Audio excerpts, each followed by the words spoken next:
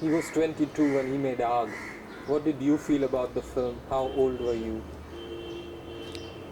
When Raj Jee made Aag, he was 22. I was 15. I was in school, my pre-metric days. And for us, the making of Aag was like one big picnic. Whenever we were off school, we go on his sets, the free food, free lunches, free dinners. And because in those days they used to shoot at nights, they used to shoot at daytime too. And for us it was one big holiday. It didn't quite register that he was out there directing a movie, producing a movie for the first time. From an actor, he'd become an actor, director, producer. That didn't quite make much difference to us at that age. It was more the fun part of it, sitting behind Premnath's motorcycle, carrying lunch boxes from the Coronation Darbar Hotel and eating out together. Fun time. It was much later when I left school and I joined the theatre professionally, I mean regularly, that it became quite clear. Because I took up his roles then. I was playing the roles that he had lived on the stage, and well, he now moved over to complete cinema. He had his own studio and he started making movies. And I quite understood then what it meant to be an actor and what was he doing as an actor, director, producer. Well, Did you feel Aag was too serious, too ahead of its times? well, in retrospect, I can say that now. Yes, it was. At that time, you only thought that, oh, well, it was his first movie and it didn't fare quite so well at the box office. So it's all right. There are more movies to be made and probably he'll come up with something better. But what we didn't quite understand then was, as we do understand now, is that it was a movie not only quite serious, but it implied a lot of things which were in his life very important. What he had grown up and wanted to do, and had understood what he'd wanted to do, and he tried to get it across on the screen. It was a little heavy stuff to be understood, which gradually he was able to grow up with, and he put it across better in his later movies. Did he ever want you to assist him? Did you ever want to be an actor with him? Assist, I did. I assisted Raj Jee in his movie Amaran. As a matter of fact, I gave my first clap as an assistant director on the sets of Amaran at RK Studios when they were shooting that particular sequence where he comes in to wish her happy birthday and has robbed the necklace from Papaji, my father. And that was the first time I gave a clap, and I fumbled and I got a hell of a lot of shouting and nearly got thrown off the sets. But I did work for a little time as an assistant. Whenever we got time off, I was on the stage with my father then, and as I said, again it was fun time being with the RK unit, going up there. I also did a little bit of, I didn't act a role actually. It was, I was one of the extra boys in that song of Cuckoos doing one, Ek, Do, Teen, Aja Mausam Mein Rangeen, that sort of a thing. And I was also one of the crowds with a berry on my head. And I was, what, 17, 18 years. And as for wanting to act with him, I never got the opportunity till it was very, very late. I worked in Premnath. Did he direct with an iron hand, or was he kind of easy? Oh, he was very easy. Fabulous as a director, because well, he knew what he wanted. He wasn't waiting for you to tell him what he wanted or what he should be doing. It's actually people who don't know what they want, that they keep on experimenting at your cost, and then they pick up and choose what they think is best. He knew what he wanted, so he didn't have to go hither and thither. And as for a stern hand, no. It's like he had the remote in his hand and he made you blend colors a little high, a little low, a little this way, that way. He could do, sitting on his chair, he could direct you. I mean, if you were tuned in with him, if you knew exactly. As a director, what do you think of his technique, his choice of subjects? His choice as subjects has been, as I said earlier, the most difficult terrain, because he started with a very serious subject, basically, it being more a part of life as he understood it, and he dwelled further into it when he made a romantic picture, musical like Barsat, which was not a light movie, again, to start with. It was a romantic musical picture, but it had its serious moments, and it was basically a very serious picture. And then he went on to make that historical, legendary, the giant of a movie, and I think in his life, which was Awara, which had a great, not only a social setup, and an in-depth study of the pattern of life in India itself, because that picture appealed to a lot of people outside India too, because it had a universal appeal and a universal setup of life as it is. But that was his way of thinking out his movies. Even in later stages of his life, when he made, as people said, he made commercial movies, and he made movies which were more sex-oriented. Even then, he had a lot of things to say in those movies. He had a lot of message. He spoke a lot through his movies of what he thought. And he was a serious thinker, basically. It looked like a Charlie Chaplin type, but no, he had a lot of things to put across, and which I think to a very large extent he was very successful. How would he think? Would he shut himself in a room, or would he think in a crowd? Oh, he was thinking all the time. He didn't need to shut himself in a room. If he was talking to you, probably he wasn't talking to you in the first place.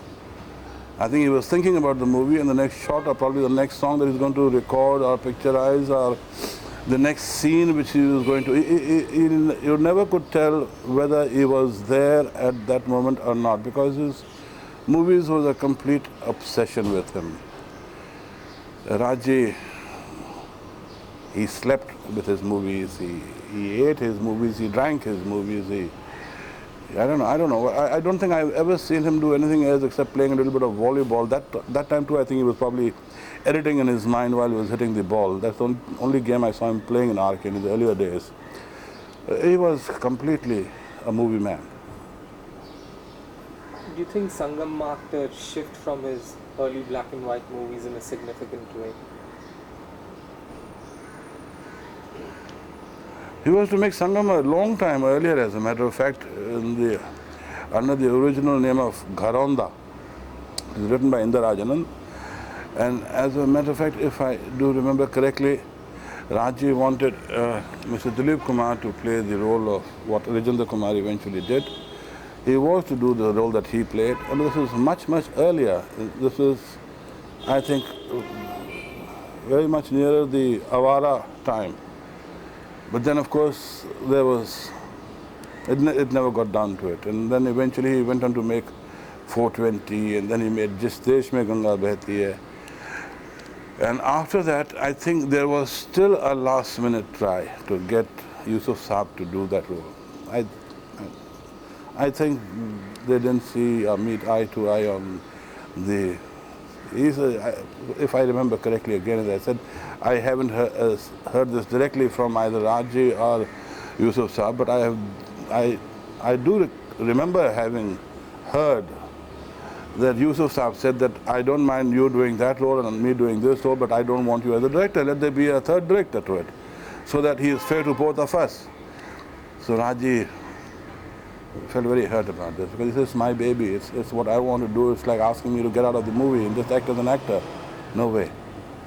So then he reconciled to the idea of making it on a different pattern altogether. Color was coming in very strongly in those days, and so he chose a different medium. He went in for color, selected Mr. Rajendra Kumar for that role, and he was very successful. Very successful. Because I remember an incident very vividly when I first saw some rushes of the movie after he'd come back from Europe. The screenplay read, and then Gopal leaves with his wife, Sundar leaves with his wife for Europe on their honeymoon. And the screenplay read, and then they come back from their honeymoon. That's all that it said about their trip to Europe. What that man created in Europe is out of this world. It's not in the script. It was in his mind. Only he knew what he was going to do there. And what he did of that particular portion, besides of course the whole picture being fabulous, but that particular portion of making 7 to 8 reels of time spent in Europe is completely a director's medium of thinking, and no one knew about it. What were his strongest points as a director, according to you? His strongest points as a director, he was a complete director. He was a complete movie man. I mean, even a complete man may have some weaknesses here or there, but a complete man is a complete man, and he's a complete movie man, basically. As I said earlier, he lived for his movies. He didn't think on any other sphere, any other platform. It wasn't politics. It wasn't businessman. He was a bad businessman, basically. He made very successful movies and he lost a lot of money. I don't understand how. And yet it never bothered him. He lost on his first picture called Aag. And he went on to make Barsat, which is a big blockbuster. And he never made any money out of it either. And he went on to make Avara, again a very big hit. So business is not his strong point, but movies was what he lived for, and as I said earlier, it was his complete obsession. I don't see any weakness. Probably his greatest weakness was being completely in love with the cinema. How do you think he had the knack of picking the right girl for the right role, or discovering these amazing actresses like Dimple Kapadia? I don't know, probably some God. It's a gift. You're gifted for certain things. It's a natural talent. I don't know, he probably had this knack for it. And because, as I said earlier, I probably wouldn't have gone ahead with Sangam either if he didn't know that he was casting it correctly. Because he did shelve Sangam for quite many years because he didn't get Mr. Dilip Kumar to work in it. And at that time he had Nargis to work in it. Now he didn't have Dilip Kumar, he didn't have Nargis. So he had to make 2 good castings, and he did. So that is his own knack, his experience. As I said, he knew exactly what he wanted. Even from a newcomer. With girls like Dimple, for that matter Mandakini, his own sons, Rishi, then Rajiv. Well, he knew what he wanted, and you'll be surprised how some of the people who worked with him and have been very successful in his movies have not fared quite so well in movies outside. So it goes to show in a very large way as to how dedicated he was to people who were working with him and how he sort of put them straight. Do you feel he could create something out of nothing? He did, didn't he? He created a lot out of nothing. I mean, there are so many movies based on the Laila Majnu and He Ranja and Romeo and Juliet love affair theme and rich man's son and the poor man's daughter stuff of themes have been made all over the world. And he still picked up the same type of a subject, cast a new girl in it, cast a new boy in it, cast a new set of directors, music directors, and he made a fabulous hit called Bobby, didn't he? He had that knack. It was his presentation, it was his way of making a movie that made the difference. And he was a music man basically also. Therefore he knew exactly what he wanted in the way of music. All his movies, all RK movies for that matter, have had fabulous music, great music. Not music as we see it today. We had great melodies, music which you can remember, music you can listen to, you can still listen to. Do you feel he glorified women rather than exploit them as it is generally believed? I think he showed women as he saw women. It's very difficult for someone else to think the way he thought, or put yourself in his place and try to say as to how he saw women, the way he painted them. But perhaps that's the way he saw them, or maybe he wanted them to be, and that's the way he put them across. And he always showed them in a very beautiful light, very beautiful colors, and that's how women should be, I suppose. Which according to you is his most accomplished work? I think Mera Naam Joker is his finest piece of work. He got a little bogged down in the end of that picture because he had shot so much.